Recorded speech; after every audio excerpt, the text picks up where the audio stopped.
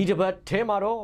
နူပါတယ်ဆိုကမှဝဲကဆွဲဆိုတို့ဖြစ်နေတဲ့တင်းလေးနဲ့ပဲအရင်စလိုက်ရရင်တော့ဗျာချစ်သူကအမုံဖဲကရှုံးဖဲဝိုင်းကအပြန်နွားကကန်ဆိုတဲ့ဆိုရိုးစကားအတိုင်း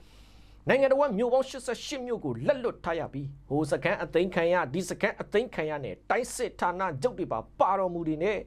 တမိုင်းဝင်စစ်ရှုံးသမားမင်းအွန်လိုင်းတယောက်ကတော့ပြည်သူကလည်းမုံစစ်ကလည်းရှုံးနေရတဲ့ကြားတယ်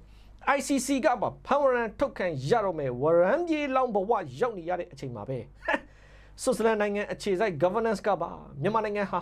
ကမ္ဘာငွေကြေးခဝါချမှုအန်ရဲ့အများဆုံးနံပါတ်1နိုင်ငံအဖြစ်အဆင့်သတ်မှတ်ခံလိုက်ရပြီလို့ဒီတစ်ပတ်ထဲမှာတင်ကြေညာလိုက်ပြန်တော့တာပေါ့ဗျာကဲမှတ်ကြရောစစ်ရှုံးသမားမဲအွန်လိုင်းဘက်မှာကောင်းတာဘာရှိသေးလဲလို့တော့မေးရမလို့ဖြစ်နေပြီပြီးခဲ့တဲ့ဘက်ကပဲ ICC ကနေအဲ့ဒီအရှုံးသမားမဲအွန်လိုင်းကိုဖမ်းဝရန်ထုတ်ဖို့ရှောက်လိုက်တဲ့အချိန်နိုင်ငံတကာအဖွဲ့အစည်းအသီးသီးကပါမလုံကြပါနဲ့လွန်ကုန်မဲတားကြပါအောင်ဆိုပြီးတော့ဘသူကမှကာပြီးပြောမဲ့သူမရှိပဲနိုင်ငံတကာအဖွဲ့အစည်းအသီးသီးကပါမဲအွန်လိုင်းကိုဖမ်းဝရန်အမြန်ထုတ်ပေးကြပါဆိုပြီးဒန်ကြီးကိုတောင်းဆိုနေကြတာကိုဒါကျွန်တော်တို့တွေ့ရတာပေါ့ဗျာဒါကိုကြည်ချင်းအဖြစ်တမိုင်းဝင်စစ်ရှုံးသမားဝရန်ပြေလောက်မဲအွန်လိုင်းဟာဘလောက်တောင်ကပတ်ချင်းဘတ်ဖြစ်နေတယ်လေဆိုတာဒီလိုအချက်တွေကနေအတိုင်းသားတက်တည်ပြနေပြီသူဘက်ကနေလိုက်ကပြောပြီးမဲ့နိုင်ငံဆိုလို့တရုတ်တောင်ခိုင်ခိုင်မာမာကပြီးမပြောပေးရတော့တဲ့အခြေအနေတိဖြစ်နေပြီအရင်သူတို့စစ်အုပ်စုနဲ့ပလင်းတူဘူးဆိုပလူးပလဲလှုပ်ဖို့ကြံနေတဲ့နိုင်ငံတွေတောင်လက်တွန့်ခြေတွန့်ပယေနရေတွေပါမတွန့်ယုံတမဲဖြစ်လာနေတဲ့အချိန်မှာပဲကမ္ဘာငွေကြေးဆိုင်ရာ FATF ရဲ့အဖွဲ့ကြီးကနေအမိပြည့်စရင်တွင်းထားတဲ့မြန်မာနိုင်ငံဟာကမ္ဘာငွေကြေးခဝါချမှုအနေနဲ့အများဆုံးနိုင်ငံတွေထဲမှာနံပါတ်1နိုင်ငံအဖြစ်အဆင့်သတ်မှတ်ခံလိုက်ရပြီလို့ပါဆွစ်ဇာလန်နိုင်ငံအခြေစိုက် governance ကထပ်ပြီးကြေညာလိုက်ပြန်တဲ့အတွက်စစ်ရှုံးသမားဝရန်ပြေလောက်မင်းအွန်လိုင်းတို့စစ်အုပ်စုအဖို့ကတော့နူပါတယ်ဆိုကမှဝဲကဆွဲဆိုသလိုအဖြစ်ကိုအကြည့်ကျရောက်သွားတော့တာပေါ့ဗျာကဲဘယ်နဲ့ရှိစားစစ်ရှုံးသမားမင်းအွန်လိုင်းကတော့ဟိုးရှိပတ်တွေကပဲသူကိုယ်သူအဟုတ်ကြီးအမှတ်နဲ့တိုင်းပြည်ရဲ့စီးပွားရေးကသူ့လက်ထက်မှာဥမော်လာပြီတို့လျှက်စစ်ရထားကြီးပြေးဆွဲတော့မယ်တို့ဘာတို့ညတို့နဲ့ပေါက်ပန်း40တွေအာချောင်သွားတာမှမကြသေးဘူးအခုတော့သူပြောတဲ့လျှက်စစ်ရထားပြေးဆွဲဖို့နေသားသူကိုယ်တိုင်တော့ ICC ကဖမ်းဝရန်ထုတ်တော့မယ်ဝရန်ပြေးလောက်အဖြစ်နဲ့လျှက်စစ်ထိုင်ကုန်ကိုကြိုတင်မျက်စာပြစ်နေရတဲ့အခြေအနေတွေကြားမှာ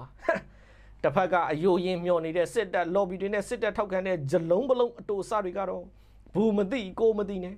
သူတို့အဘကိုထုတ်တဲ့ ICC ရဲ့ဖမ်းဝရန်ကိုဂယူဆိုင်စရာမလိုဘူးတို့သူတို့အဘကအကြီးအပြုံးတော်မပြတ်ဘူးတို့ဘာတို့ညတို့နဲ့ online ပေါ်ကနေအာချောင်နေကြပြီမယ်တစ်ဖက်မှာတော့သူတို့အဘကိုယ်တိုင်အကြီးအပြုံးပြတ်မပြတ်တော့မသိဘူး ICC ခုံရုံးကသူ့ကိုဖမ်းဝရန်ထုတ်လာရင်ဖြစ်ပေါ်လာနိုင်တဲ့နောက်ဆက်တွဲအခြေအနေတွေနဲ့တုံ့ပြန်တဲ့အချက်လက်တွေအကုန်လုံးသူ့ကိုအမြန်ဆုံးတင်ပြကြဆိုပြီးတွေယူတွေတန်းနဲ့ညွန်ကြနေရတဲ့အကြောင်းကိုပါနေပြီးတော့စစ်တပ်သတင်းရင်းမြစ်ကိုယ်တိုင်ကကျွန်တော်တို့ကိုလှမ်းပြောထားတာဖြစ်တဲ့အတွက်အယူဘုံမြောက်လုံနေတာတွေလဲကြည်ကြက်လှုပ်ကြပါအောင်မောင်ကာလူတို့ရေမင်းတို့အဘကို ICC ကဖမ်းတာမဖမ်းတာကနောက်အခုလောလောဆယ်ဖမ်းရန်ထုတ်ဖို့ရှောက်လိုက်တာနဲ့နိုင်ငံတကာမှာမင်းတို့အဘရဲ့ဒဇက်မှမရှိတဲ့နိုင်ငံရေးတိတ်ခါဟာကုန်းကောက်စရာမရှိအောင်ဇောက်ထိုးမိုးမျောထိုးကြသွားပြီဖြစ်တဲ့အပြင်အဲ့ဒီလို ICC ကဖမ်းရန်ထုတ်တော့မဲ့မင်းတို့အဘကိုဘယ်နိုင်ငံကယုံယုံကြည်ကြည်ဆက်ဆံရဲတော်မလဲမောင်ကာလူတို့ရဲ့ဆက်ဆံမဲ့နိုင်ငံတွေဘက်ကလည်းသူတို့အတွက်ဝရန်ပြေဖြစ်တော့မဲ့သူစီကဘာခိုင်မာမှုမှမရှိတော့ဘူးဆိုတာအကျိုးမြတ်သာကြည့်တဲ့နိုင်ငံတွေကကောင်းကောင်းသိကြတာပေါ့ကွာဒီကိစ္စကမင်းတို့အဘအတွက်အည်ပြုံးမပြတ်ဖဲအေးဆေးဖြစ်မဲ့ကိစ္စမဟုတ်ဘူးမောင်ကာလူတို့နိုင်ငံတော်မြို့ပေါင်း88မြို့ကိုလက်လွတ်ထားရတဲ့အရှုံးကအရှုံးတွေကြားမှာအောင်မလေးကြောက်ပါပြီးပြလို့မအော်ယုံတမဲဖြစ်နေတဲ့မင်းတို့အဘအတွက်နောက်ထပ်အရှိုက်တဲ့ကိုအထိုးခံလိုက်ရတဲ့လက်သေးချက်ဖြစ်ပြီးမကြခင်ဝရန်ပြေးဖြစ်တော့မယ်မင်းတို့အဘအတွက်ရော